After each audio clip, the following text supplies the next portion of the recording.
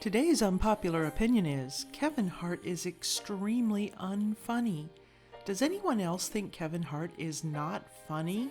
I'm curious. I feel like his version of comedy is stereotypical jokes and loud voices.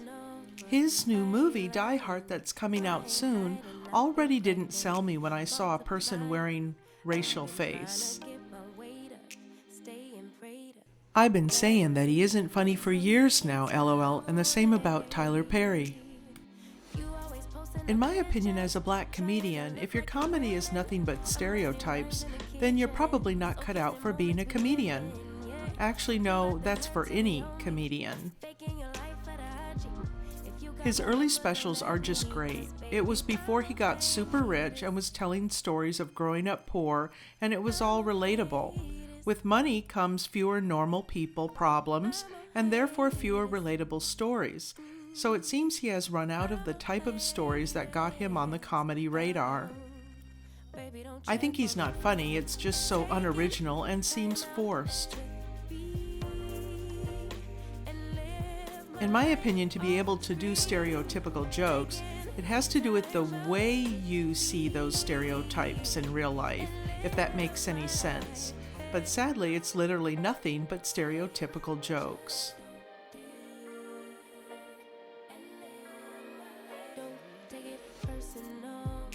He's all right. He's also a colorist and cheater.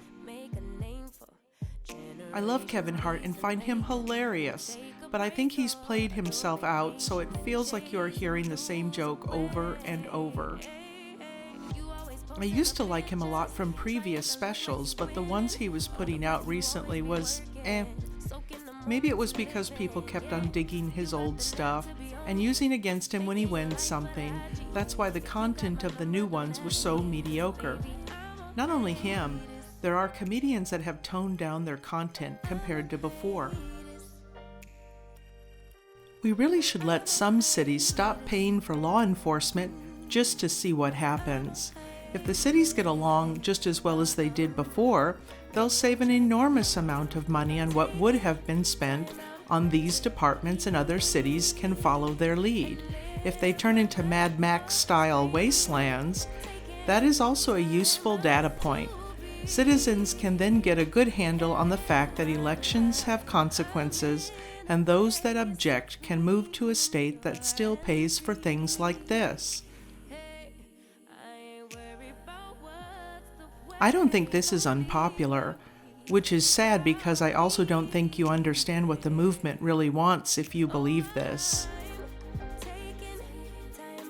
I don't think there's any consensus on what the movement really wants.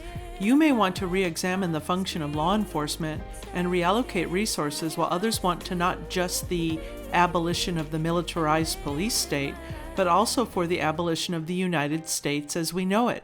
Quote from BLM protest in Portland on Friday. I agree with the OP.